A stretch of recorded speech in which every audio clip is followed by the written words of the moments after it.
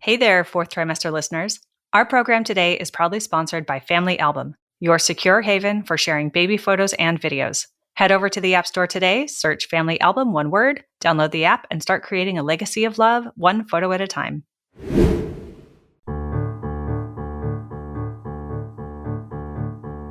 Hi, I'm Sarah Trott, and welcome to the Fourth Trimester Podcast.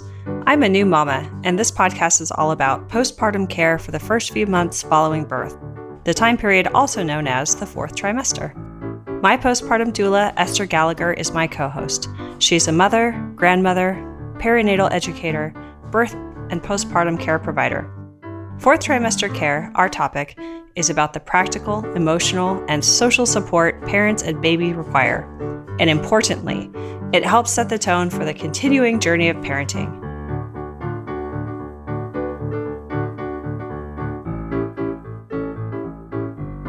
Hi, this is Sarah Trott. Welcome back to the Fourth Trimester Podcast.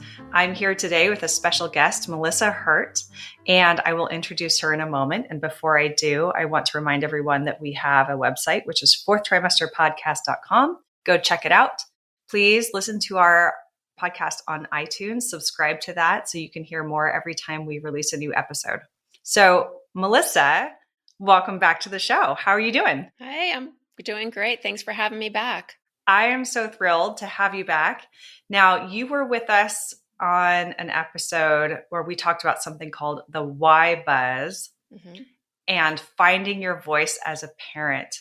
Yes. So I would love for anyone who hasn't listened to that episode to go back and check it out because it was really cool. And we'll just give a quick preview of what the why buzz was as well. I want to introduce Melissa before we do that. She has got over 700 hours as a certified yoga teacher. She is a certified voice and speech trainer and a personal development coach. She's the author of The Postpartum Path of Yoga, a program for restoration of the body, mind, voice, and spirit, as well as a book called I Am the Jungle, a yoga adventure. And this is a yoga picture book for adults as well as for young people. So that's really cool. She's also the owner of Integrative Studio, where she guides others on how to be clear, productive, and influential by optimizing how they take action in their lives. And she has helped hundreds of people go from feeling stuck and unsure on their path to feeling focused and thriving. She dedicates herself to meditation practices and self-study to get real with herself. The insights she gains from this time inspire daily action to create her best life. And she teaches clients how to do the same. Melissa is based in upstate New York, and she focuses her business on virtual offerings as well. So I want to welcome you to the show again, Melissa. Thank you so much for being here. I'm so glad to be here, and hi to everyone listening.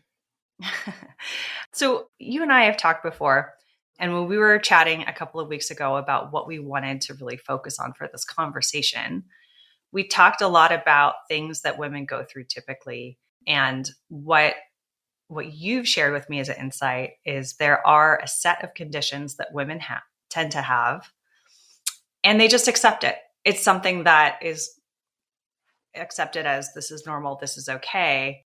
And what you've uncovered is actually that's not okay. Women can absolutely take control and don't have to accept certain things. And so we thought it would be really cool to kind of dive in and unpack that a little bit and talk about it and share some practical things women can do, even starting today. Yes, absolutely. Yeah, in my experience when I was pregnant with my daughter is I had a fantastic midwife team in Washington, D.C. that I genuinely loved. These women, I circulated through about 5 different midwives in this practice.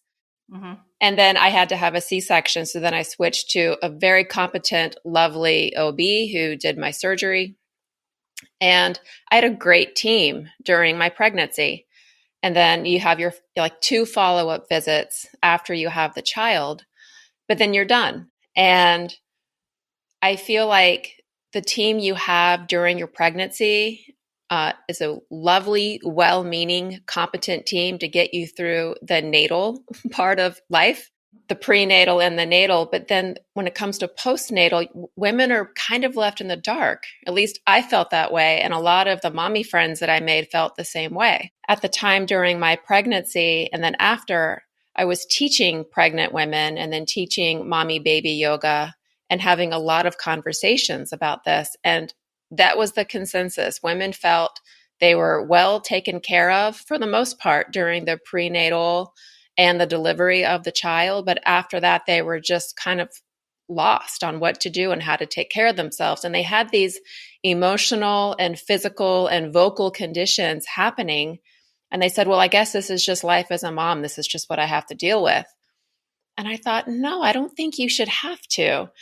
And when I would ask questions of my doctor, they just didn't know, because I feel like it's a dark area in women's health. Every woman does have a different experience in her pregnancy. Of course, every woman has a different life and a different culture and a different experience. But I feel like there should at least be some standard measure of advice and guidance and resources to help women after they've had their child, so they can try to establish a healthy, vibrant new normal for themselves.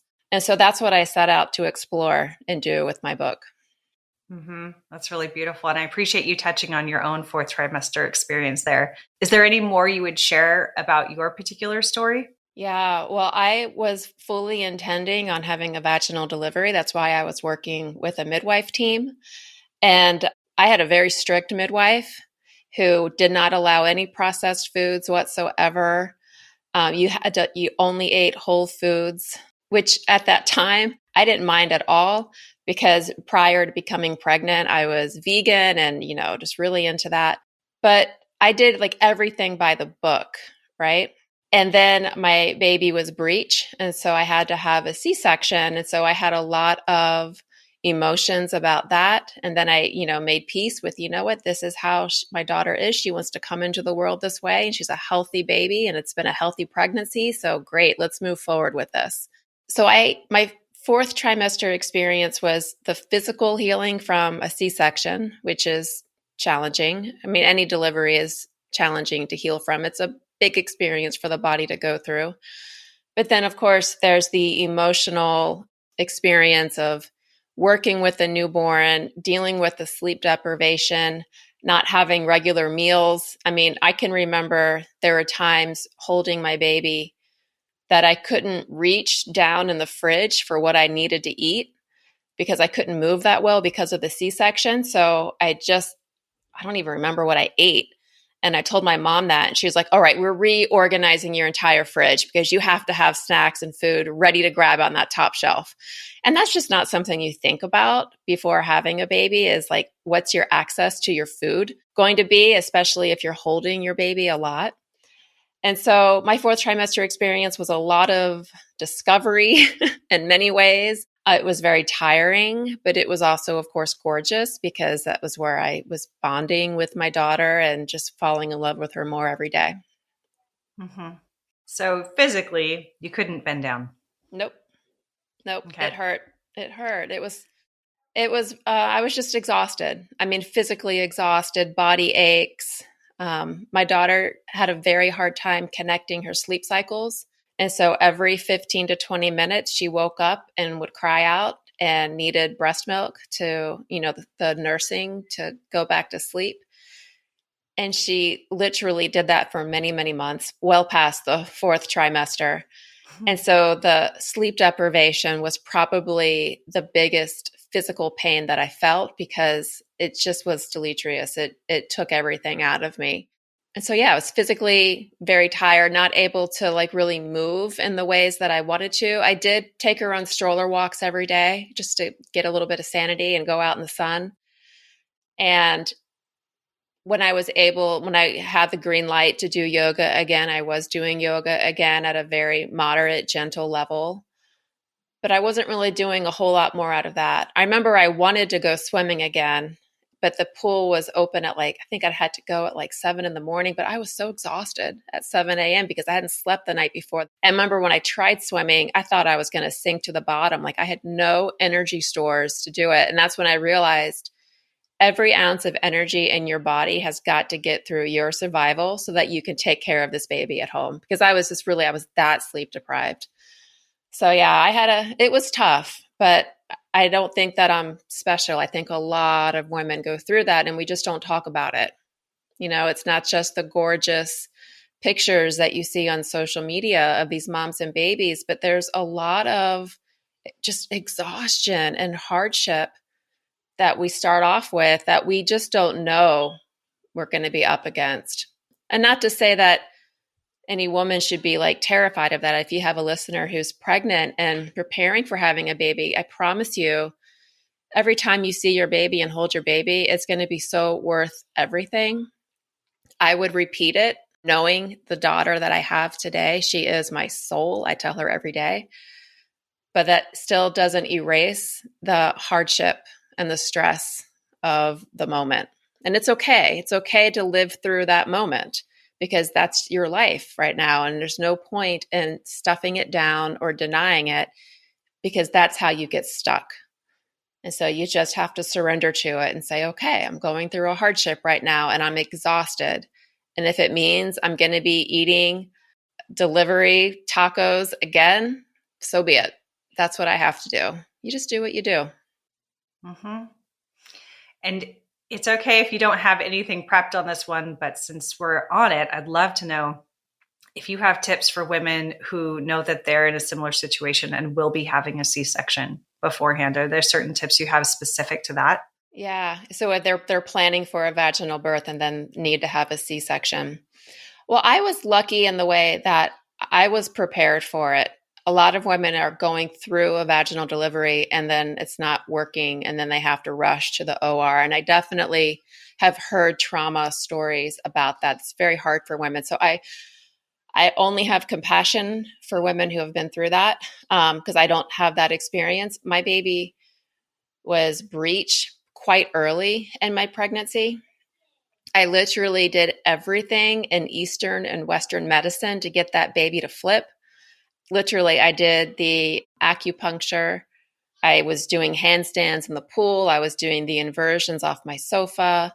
I had dad talking to her through a toilet paper roll at my pubic bone to get her to go to his voice. I mean, like everything you could possibly Google to get a baby to flip, I did. And it just wasn't working. And I remember I had a midwife, one of my midwives on my team said, the way a baby comes into the world is the way she is in the world. This is just who she is. And I said, okay, I've got a headstrong little girl. That's just what's going to be. And so my advice for women who are going through that is remember what's at the end of this is a beautiful, healthy baby. I mean, that really is the point.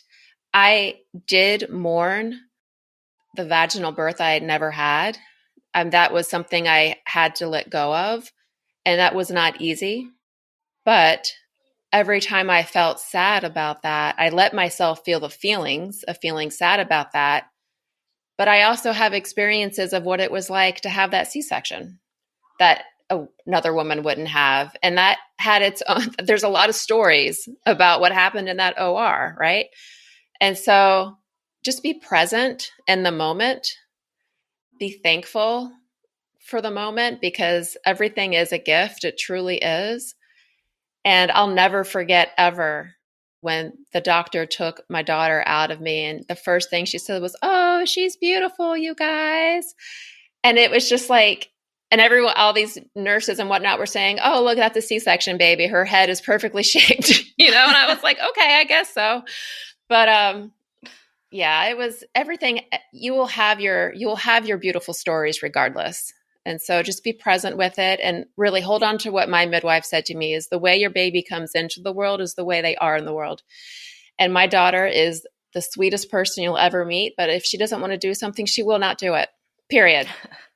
And that's exactly how she started her journey. And just a side note, it's probably TMI, but because she was breech and she sat so perfectly snug on the left side of my pelvis pretty much the whole time. When she was in the second grade, she drew a picture of her favorite stuffed animal that I think is the most adorable thing. And I got that picture tattooed on the exact spot where she sat breech on my low belly. So it's like I always have my baby with me, and it's just also a way to commemorate, like it was through the pain of having her sit in the left side of my pelvis all that time, and the emotional pain and the physical pain of the C-section. But now I look at that spot and I've kind of flipped the script on it. And now it's like, I love looking at that part of my body because I see her and I see this little girl, and she is an artist.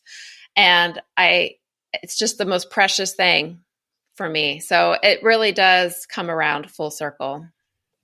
What a beautiful story. Thank you for sharing. No such thing as TMI on the Fourth Trimester Podcast. I guess that's true. I guess you've heard a lot more than that. Yes, we have. And that was so touching and so beautiful. I appreciate that so much. I was wondering if we could talk about the 5 things that most commonly come up for women that they really don't have to put up with. They don't have to accept it. And by don't have to accept it, I mean, you don't have to sit in the dark about it. You can be an advocate for yourself and for your journey and find the resources you need to recover. You don't have to just rely on what a doctor says to you. I honestly do believe doctors are well-meaning people. So are midwives. I genuinely believe that, but they can't possibly know everything about everyone. Mm-hmm. And so these conditions that I researched and then developed a program around come out of a lot of research looking at, books written by doctors, tons of documents from my physical therapist on a woman's body during pregnancy, after pregnancy, pelvic conditions, how the core is made. I mean, so much. So I say all of that to say that everything I'm about to share with you is heavily researched, but I'm not a medical doctor. I'm not making any medical claims about your condition. If any of these resonate with you, I invite you to please just reach out to your medical team for advice and guidance on what resources are available for you, because you don't have to go through any of these alone. We do need community. So the 5 conditions, I will just run through them quickly, and then I'll go a little bit more deeply into each. Is that okay? Perfect. Okay. So the first one is postnatal depletion that leads to postpartum depression and anxiety. And it could be anything within that spectrum that a woman is experiencing. The second one is pelvic floor imbalance. The third one is diastasis recti. The fourth one is a weak core. And the fifth one is vocal fry.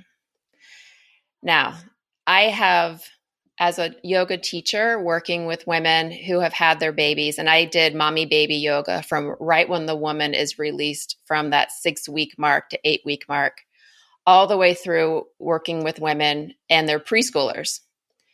These conditions can still exist even through the preschool years. And so that's why I feel like education is so important, because you don't have to accept that for your life. So the postnatal depletion that could lead to postpartum depression and anxiety, that's feeling run down, feeling the blues. Now, it's funny because depression and anxiety, we call them mental conditions, but they absolutely have a physical effect. Everything is biochemical. We are just beautiful systems of hormones, really, and fluids and electricity, really, from our heartbeat. And so if we're feeling depression or anxiety, you will feel the heaviness, the lethargy, the pins and needles, whatever it is. You will feel that in your body. So you're not going crazy. But those conditions are ones that you can work through. Now, postnatal depletion, there's a book by Dr. Oscar Saralach that's fabulous. It's titled Postnatal Depletion, or The Postnatal Depletion Cure. Highly recommend that book. But in that, I learned that you could have postnatal depletion for the first 7 years postpartum. 7 years. And that's because of the huge biochemical shift that happens in a woman's body and mind when the placenta leaves. And so if you're feeling really tired and run down and lethargic, and maybe you're getting sleep at night, but you still feel that way, it could be postnatal depletion. If you're feeling depression, the baby blues, any kind of mental behavioral expression of just deep sadness and feeling disconnection from other people, including your baby, that could be postpartum depression or anxiety. And so what I offer for women who are going through that is please look for community. Now, something that I did some research on the neuroscience of loneliness, because I remember feeling lonely in my fourth trimester and beyond because I was a stay-at-home mom. I was desperately craving adult interaction as much as obviously I love my daughter more than the world, but we need a tribe. We need like-souled people around us just so that we know we are in this world moving through something. And so if you find a community, even if it's one other mom who's going through any kind of similar experience, and it could just be that your babies are around the same age, having that human connection can help. I read that babies don't know they exist until they have that contact with their caretaker.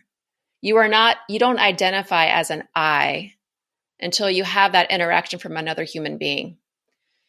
And so as you go through this new chapter of life as a mom, and it's an entirely new page in the book, unlike anything you've done before, it's so important to find characters going through the same experience, so to speak, to stick with my book analogy. So we need community. Community does help, and it will help. And in my book, I offer prompts to how to find community, because it's not as easy as saying, just call a friend. Because in my experience, a lot of my friends fell off the map when I had my baby. They just didn't know how to relate to me. And so they stopped calling, stopped showing up, stopped responding to text and whatnot. And that was very hurtful. But I did make other friends who had babies the same age, and they became my new besties, right? And so that's a more natural way of working through that condition. Obviously, if you need medicinal support, seek that out, because that could absolutely be a helpful option for you. But on a side note to all of that, believe it or not, like drinking lots of water can help. Sometimes we feel really run down and depressed or anxious because again, biochemically, we're so just dehydrated and off kilter. So do your best to take care of yourself, like drinking water, having those healthy snacks on the grab and go in your fridge. Little things like that can actually help quite a bit. But really, community is a huge, huge help if you're going through any of those mental behavioral shifts. Hey, fellow parents, can we take a moment to reflect on the joyous chaos that is parenthood? You know those days when our hearts swell with love at the sight of our little ones and we're bursting at the seams to share every adorable moment with the world. But let's be real. Some things are better kept in the family, and your loved ones who matter the most aren't always close by, and they might not be that tech-savvy either. So how can you easily share your baby's beautiful growth with loved ones while keeping your precious memories secure? I remember the frustration of trying to use some of the big tech photo solutions, only to find they fell short of what I needed. That's when I stumbled upon something truly remarkable, the Family Album app. The Family Album app was created to give parents a secure and easy way to share photos and videos with loved ones. It's an orderly and totally secure haven for your family's personal memories.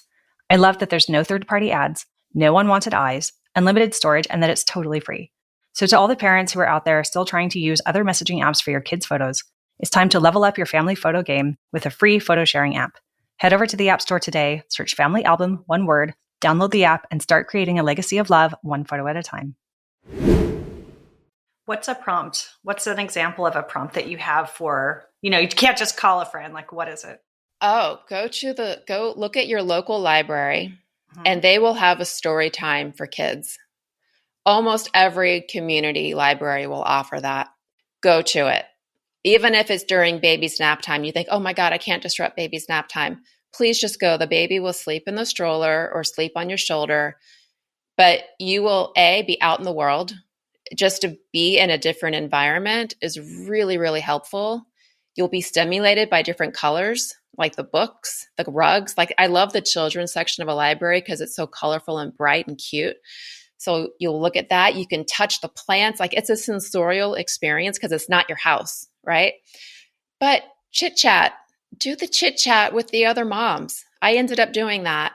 And even though sometimes it never resulted in a friendship, just to have that adult interaction, even if we were just talking about what kind of cloth diaper we're using or what's a good balm to use for breastfeeding, or anything, just to have that chit chat was so helpful. And it just helped me feel like a real person, and not just, this mommy machine who's around the clock taking care of this little one. Yeah, thank you. Sure. Okay, so the second condition you do not have to accept is pelvic floor imbalance. Now, the pelvic floor is this very sophisticated system of muscles that line the bottom of your pelvis, and they pretty much hold your organs inside your body. If we didn't have the pelvic floor, we'd be dripping our organs out down below, which is a lovely image. But the pelvic floor is amazing. And it's actually a muscle that moves with our breathing diaphragm. It helps to regulate our systems as we breathe. And I'll talk more about this when we talk about the core. But as we breathe and that thoracic diaphragm at the bottom of your rib cage descends downward, so too does your pelvic floor. And then as you exhale and those diaphragms move back up, what that's doing is it's massaging your internal organs. And so it's helping you, again, biochemically be a healthy person. But pelvic floor imbalance, it can either be too tight or too loose. It could be too tight on just one part of the pelvic floor and not the other. A lot of women think that they must be too loose in their pelvic floor because the load of a baby in the belly, the pelvic floor is like a hammock that's kind of supporting the load and the weight and the water and all of that through the pregnancy. And so a lot of women suspect that, especially if they had a vaginal birth, the pelvic floor must be too loose. But I've worked with women where the pelvic floor was too tight after that condition because they were gripping so much to support everything that it just became really, really tense overall. Either way, what's happening is that there's these what are called fascial slings. Think of it again like a hammock, like connecting from your the backside of your pubic bone to I guess you'd call it the front side of the back of your pelvis. But it's supporting your bladder. And if the pelvic floor is too tight, well, then you're going to be peeing all the time. You sneeze and you pee because it's, pressing up on your bladder. If it's too loose, you might have a pelvic organ prolapse. So things are like that's when you can't really jog anymore because you're feeling your organs descending down. So the pelvic floor is an amazing muscular system that does need rehabilitation. And you don't have to accept that you'll never jog again or that you'll always pee a little bit when you sneeze. And so there are lots of exercises you can do to explore if your pelvic floor is too tight or too loose and where. And there's all kinds of exercises you can do with breath work and with a very mindful muscular contraction and release on a timed system that you can do to rehabilitate the muscles of your pelvic floor. For some women, if they're doing these exercises and this breath work and they still need extra support because of maybe a trauma to the pelvic floor, then there are physical therapists who specialize in the pelvic floor, which is a blessing that they're out there and that they exist because a lot of physical therapists don't do training in that part of the body. So please seek that out if you need it. But for most people that I've known, just doing the breath work and the mindful movements of those muscles will be successful for them. Okay, condition number 3, diastasis recti. Now, before I had a baby, I had no idea what that was. I was like, what? But what it is you have the 6-pack abs in the front of your belly, right? And that's called the rectus abdominis muscles. It's the most exterior layer of abdominal muscles that we have. And as you are pregnant and the belly is getting bigger because the baby's growing and all the water and the placenta and everything is growing, those muscles need to separate. Of course they do, because we're expanding all around the trunk to hold the baby and make the baby grow. But what can happen after you've had the baby is those front layer of abdominal muscles don't quite connect again in the same way. There'll be a gap. And there's a band of connective tissue that holds those two sides together, the right and the left side together, called the linea alba. And that will stay separated. Okay. Now, for some women, and I have a YouTube video that I demonstrate how to check this for yourself. So, but you could have a 1 finger, a 2 finger, a 3 finger, a 4 finger, even an entire hand's width separation between the two sides of your rectus abdominis muscle layer. But what does that mean? Well, it means that you more than likely will have low back pain because the natural pressure that is inside of your abdominal sac and the trunk is completely off kilter. It's not held in by the front of your body, so pressure will be resorting to the back of the body, the low back pain. It means that if you're on hands and knees, or if you're trying to do like a plank or a push-up, you're going to see like a cone coming out of your belly. That's literally, it's like your organs are kind of just like sagging out. So don't do that. They call it coning. And so you want to be careful. I don't recommend planks, and I also don't recommend sit-ups for women who have had babies. And in my book, I'm very conservative about when they're able to do a full plank. I personally think, and there are some women who want to jump right back into it to get their abs back, and I respect that. I completely understand it, but it's just not safe for the longer haul and the bigger picture, because you do want to heal appropriately from the load of carrying a baby. And so again, there's tons of breath work, and there's other ways of finding the proper alignment of your ribs to your pelvis. Because think of what the muscles are that are connecting your rib cage to your pelvis. It's all those belly muscles. So if you can keep those in a proper alignment with each other and breathe well, that will help to knit those muscles back together safely. And so again, a lot of the yoga, well, pretty much every yoga pose in my book is working to remedy all 5 of these conditions, just so you know.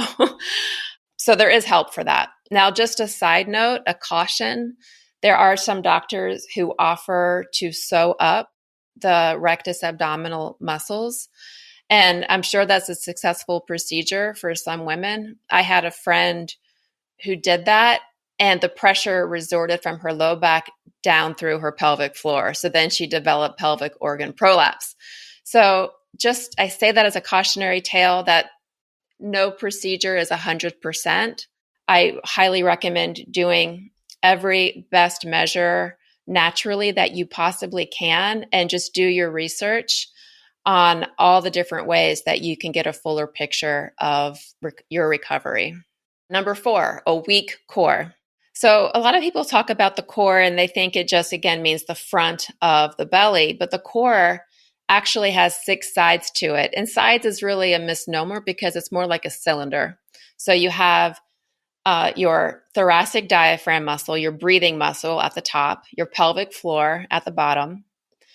You have your transverse abdominis and the front. That's the most recessive abdominal muscle that you have. It's beneath the rectus abdominis. You have the multifidus in the back lining your spine. And then you have your oblique muscles on either side.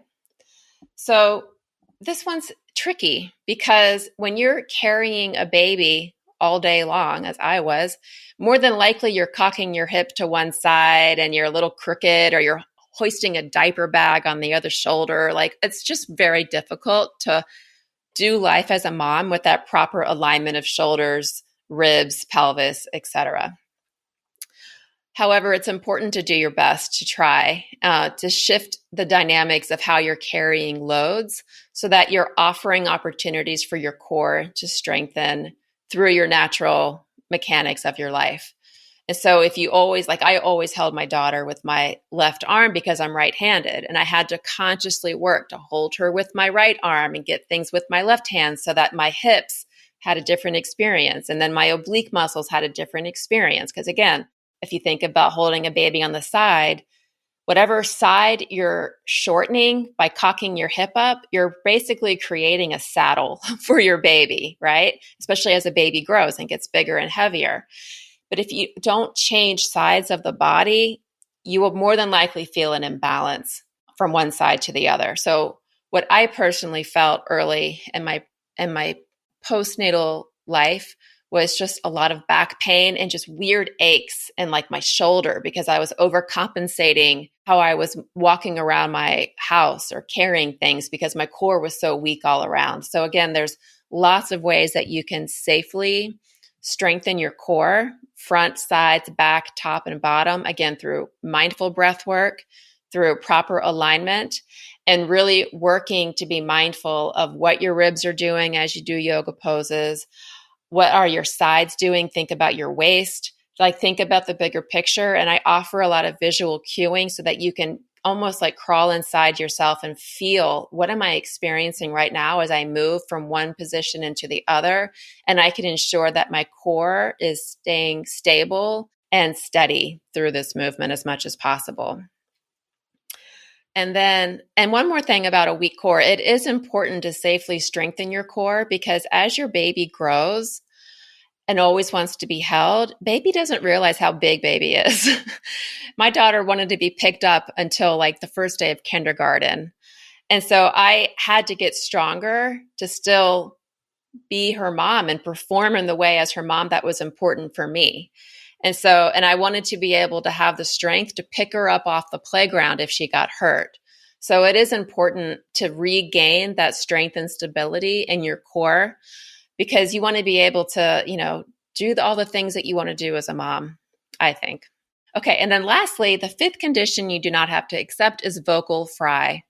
And some people are really surprised that a vocal condition is in my book, but as a certified voice and speech trainer, I care passionately about the voice. That was the first thing that brought me onto your podcast, was a tool to strengthen your voice, because the voice is your energetic connection between your physical self and your spiritual self. The voice is how you show up in the world in so many ways. And vocal fry is a condition where, because of tensions or exhaustions in the physical body, you're not able to breathe well. And if you can't breathe well, your breath is not supporting the sound flow, right, of the vocal production at the larynx. And so then we end up getting this vocal fry down here. And a lot of celebrities do it. People talk about Kim Kardashian and whatnot. I think that's now part of her brand. Good for her. She's made it work for her. But vocal fry, when I felt it, I was like, this is not me. I do not sound like this. I am a much stronger, more empowered woman than how I am acoustically showing up in the world. It was really important to me that I had my natural voice the whole time in this new chapter of my life, and also develop my voice as a mom, like my energetic spiritual voice. Like, who am I now that I'm a mom? What do I stand for? What are my values? And how do I advocate for myself and my child with this physical voice that I have to use to talk to doctors, talk to, other people at the supermarket, the library, whoever it is? How do I want to show up? And for me, it was not with this vocal retreat and fry and just being all crispied out, because that's not me. And so the Y Buzz is a practice that I did every day to recapture the natural strength and power of my voice. And just a little refresher to the listeners, it's where you feel the just an easy exhalation and the natural lower third of your speaking voice range, feeling a slight forwardness of the lips and cheek muscles, feeling a Y consonant with a long E vowel, all these ingredients that come together to therapeutically strengthen your voice. And it is a tool that's used with therapeutic practices. So I was doing that. And every time I read books to my daughter, I was feeling my consonants. Like, every time I spoke, I made it a point to feel my voice. And guess what happened? So I said earlier that I went on stroller walks every day to get out of my house. Mm-hmm. Well, I would do all the different phonetic sounds and phonics and whatnot as I walked. I'd be like, just feeling sounds to my daughter. And she started speaking so early because, of course, she's watching and she's capturing everything. And so because I was tuned into my own voice and my being articulate, she was a very articulate speaker at a very young age because she picked it up. So there was an added bonus that I never even knew would happen. So there you have it. Those are the 5 conditions you don't have to accept as you are in this new chapter of your life and really developing further, creating more chapters to come, because life does not stop and start because you've had a baby. It just continues and grows. And who do you want to be? How do you want to show up as a mom? I think that's a profound question. And we have so much agency to write the book, right? You have so much power to take care of yourself. And I promise you, you can do it. And it really is with the simplest of things. All it takes is 20 to 30 focused minutes a day just to love yourself and take care of yourself, because for every minute you put into yourself, you're exponentially getting so much more back. Not only just for yourself down the road, but for your family system and your friends and everything. It just all expands from there. Mm-hmm. The practice of self-love is so important and core in a lot of what we talk about, ultimately in self-care, the deservedness, the quality of time that you give yourself, just the practice of saying, I love myself. If that's hard for someone to say, what does that mean? Maybe explore that. Find out what that is. It's true. And one practice I started doing that it sounds so cheesy, but I'm telling you, it works. I want everyone to do it. When you wake up in the morning, put your hand on your chest and say, good morning. I love you. Yes. I mean, if you'd say it to your baby or your partner, why can't you say it to yourself? And I'm telling you, like, it will give you the feel goods all over. It's like, oh, that's just really sweet, actually. Let's just start your day with that. Say your name with it. Good morning, Melissa. I love you. It's just the best. Okay. I love that. I will now turn our attention to the question of a couple of things, because we're going to wrap up pretty quick, but really important. If someone wants to learn more about this and they want to learn how they can spend those 30 minutes a day, what's the recommendation? How do they achieve that for themselves? Yes. Well, as I've been talking about, I have a book, The Postpartum Path of Yoga. It's available at every online retailer of your choice. And it's a program for restoration of mind, body, voice, and spirit. And it's written so that each practice will take 20 to 30 minutes a day. And there are community prompts and journal prompts and things like that. So that's my first recommendation, is get the book. It is a sensorial experience. It's very intentionally designed with ivory pages for tired eyes and a beautiful texture to the cover for hands that are overwashed.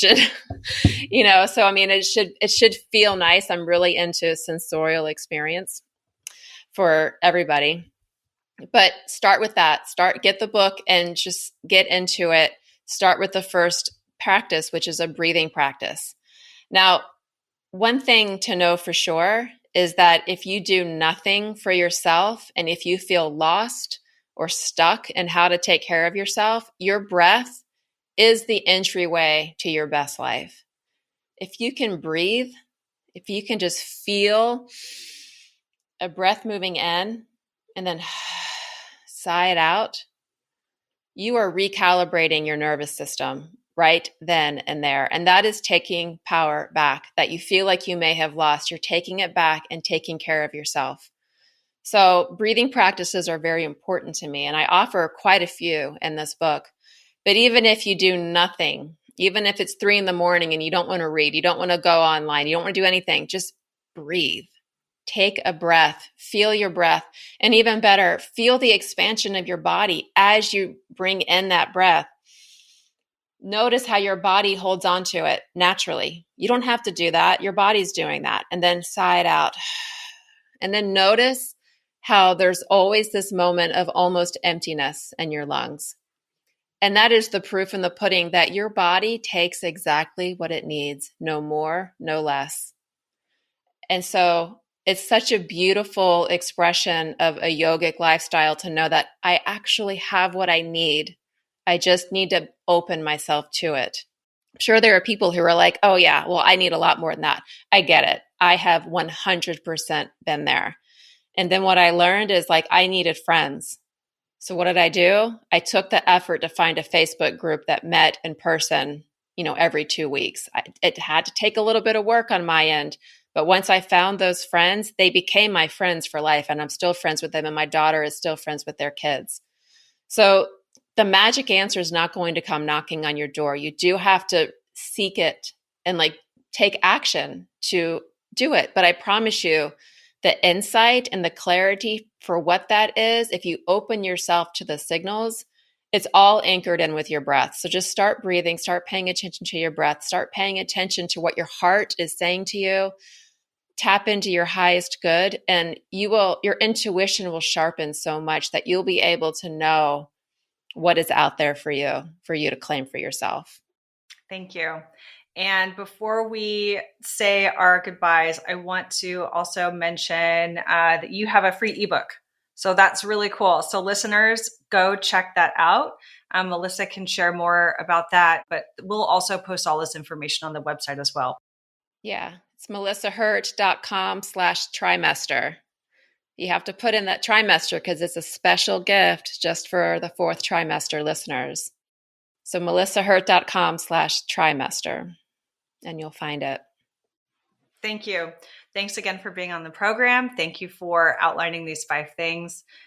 Don't wait. If you think you have any of these things, obviously there's the book and there's community.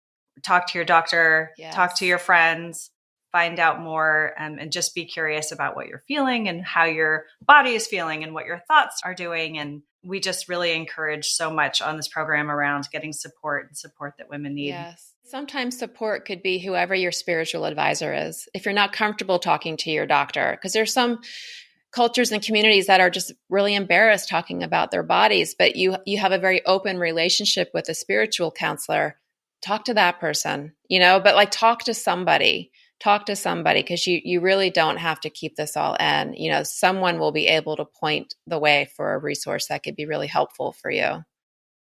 Yeah, great point. Thank you.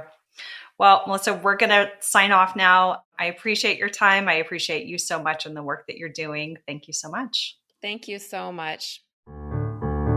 You can subscribe to this podcast in order to hear more from us. Thank you for listening, everyone, and I hope you'll join us next time on the Fourth Trimester. The theme music on this podcast was created by Sean Trott. Hear more at soundcloud.com/Sean Trott. Special thanks to my true loves, my husband Ben, daughter Penelope, and baby girl Evelyn. Don't forget to share the Fourth Trimester Podcast with any new and expecting parents. I'm Sarah Trott. Goodbye for now.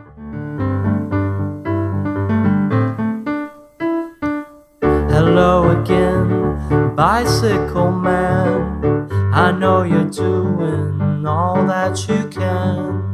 I wrote the song, simple and true. I wrote the song, I'll sing a song for you.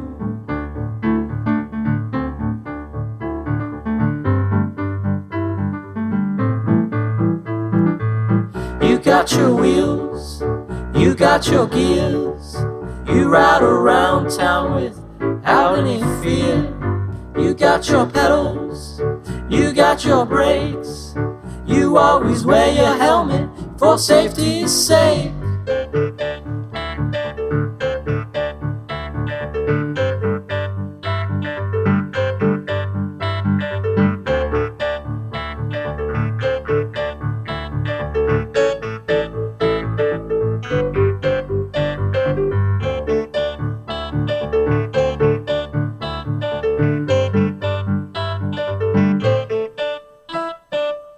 Hello again, bicycle man. I know you're doing all that you can. I wrote the song, simple and true. I wrote the song, I sing a song for you.